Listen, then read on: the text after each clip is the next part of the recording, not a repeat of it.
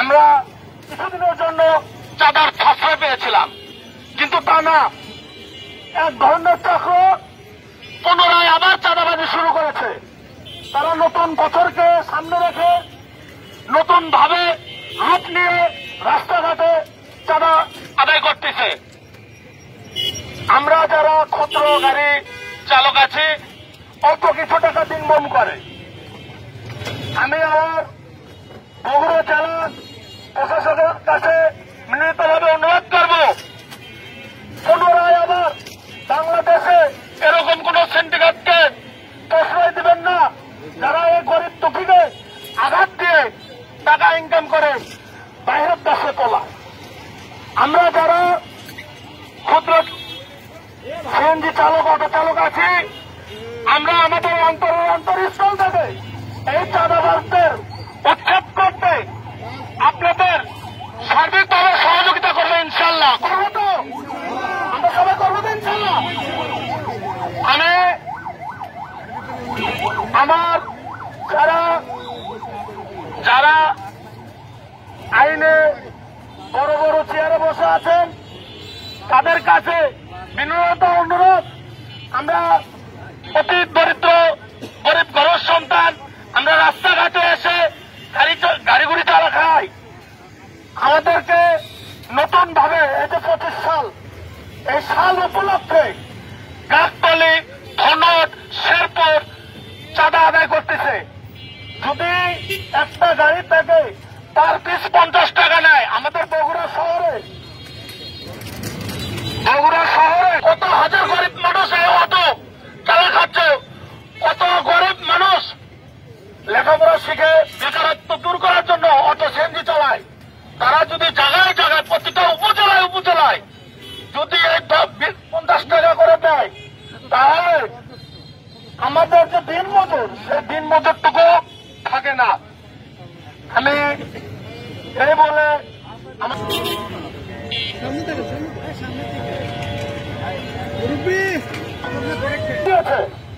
বাংলাদেশ থেকে চাঁদা উঠে গেছে, তারা আমাদেরকে ইউনো অফিস দেখায়, তারা নাকি ইউনো অফিস থেকে এই চাঁদাবাজি করার অনুমতি নিয়ে আসে। আমি বিনীত অনুরোধ করব, আমাদের যে জেলা প্রশাসক আছে, স্যারের প্রতি অনুরোধ থাকবে এই বিষয়টি তার সুদৃষ্টিতে দেখার জন্য। সেই গরিব মানুষের প্রতি যেন আঘাত না আসে, সেটা লক্ষ্য রেখে সে যেন তার আইন বরগড়ায় রেখে গাবতলী পৌরসভার নামে চাঁদা ওঠে। পর সারা দেশে চাঁদা তোলার নিষেধ জারি করা হয়েছিল, যে কোথাও কোনো পরিবহনে চাঁদা তোলা যাবে না। কিন্তু আপনারা দেখছেন, তারপর থেকে বিভিন্ন জায়গায় বিভিন্নভাবে চাঁদা তোলা শুরু করেছেন।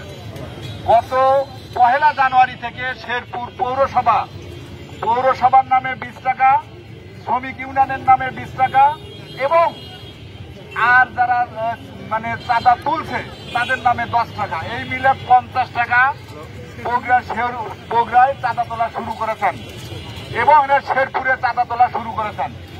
অর্থাৎ বাগবাড়ি শাখার নামে, শ্রমিক ইউনিয়নের শাখার নামে, সেখানেও চাঁদা তোলা শুরু করেছেন 10 টাকা হারে। চাল শুকায় 10 টাকা হারে চাঁদা তোলা শুরু করেছেন, এবং গাবতলী পৌরসভার নামে সেখানেও 10 টাকা হারে চাঁদা তোলা শুরু করেছেন। বিভিন্ন জায়গায় আস্তে আস্তে তারা চাঁদা তোলাটা শুরু করেছেন।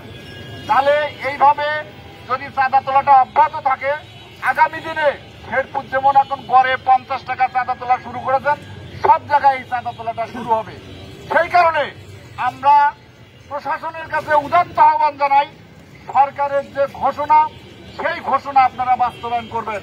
অর্থাৎ কোন শ্রমিক, কোন পরিবহন সেক্টরে চাঁদা তোলা যাবে না। অর্থাৎ আপনারা জানেন, সরকার 2019 সালে যে প্রজ্ঞাপন জারি করেছেন, সেই প্রজ্ঞাপনে স্পষ্ট উল্লেখ আছে, কোন পৌরসভা চাঁদা তোলার অনুমতি দিতে পারে না। কিন্তু আইন না থাকা সত্ত্বেও আইনকে অবজ্ঞা করে নিজেরা উদ্যোগ নিয়ে বিভিন্ন পৌরসভা চাঁদা তোলা অব্যাহত রেখেছিলেন। কিন্তু এই 5ই আগস্টের পর এই অন্তর্বর্তীকালীন সরকার ক্ষমতায় আসার পর তারা নির্দেশ দিয়েছেন, সমস্ত প্রশাসনের কাছে আহ্বান জানাচ্ছেন কোথাও যেন কোনো চাঁদা ওঠে না। কিন্তু আমরা দেখছি তারপরেও বিভিন্ন জায়গায় চাঁদা তোলা অব্যাহত আছে। সেই কারণে আমরা সেই চাঁদা তোলার তীব্র নিন্দা জানাই, প্রতিবাদ জানাই এবং যারা চাঁদা তুলছেন তাদেরকে আইনের আওতায় নিয়ে এসে দৃষ্টান্তমূলক শাস্তির দাবি জানাই এবং একই সঙ্গে আমরা প্রশাসনের কাছে উদাত্ত আহ্বান জানাই, বগুড়া সহ সারা দেশে কোথাও যেন পরিবহনের চাঁদা তোলা না হয়।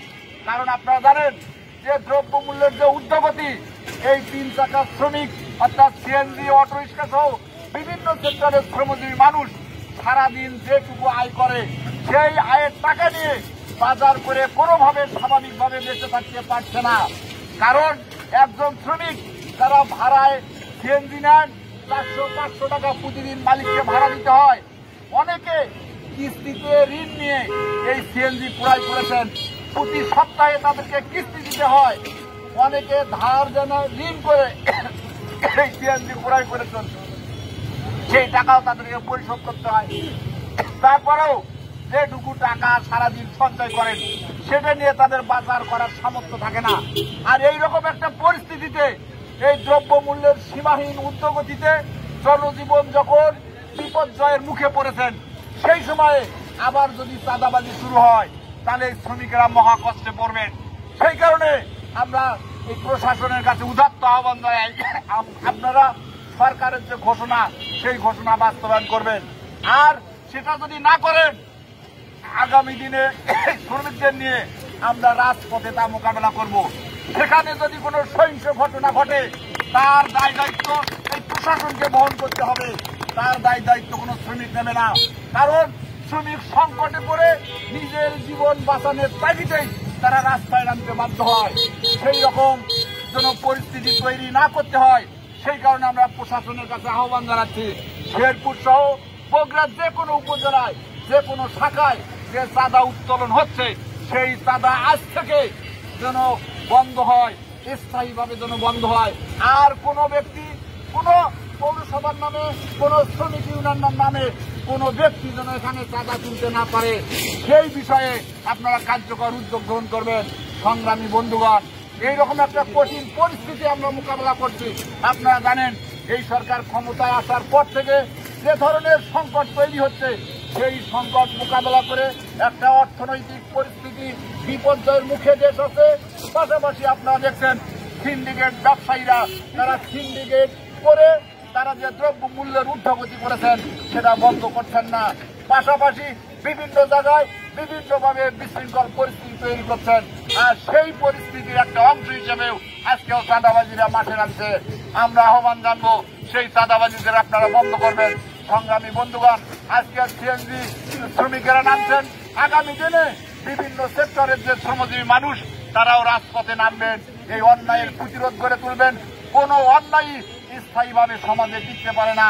আমরা শ্রমিকদের কাছে সেই আহ্বানটাই জানাচ্ছি, আগামী দিনে যে ধরনের সংকট হবে সেই সংকটের বিরুদ্ধে আপনারা রুখে দাঁড়াবেন, এই প্রত্যাশা রেখে আমি আমার বক্তব্য শেষ করছি। সিএনজি ড্রাইভার দুনিয়ার মজদুর, শহরের গরিব মানুষ,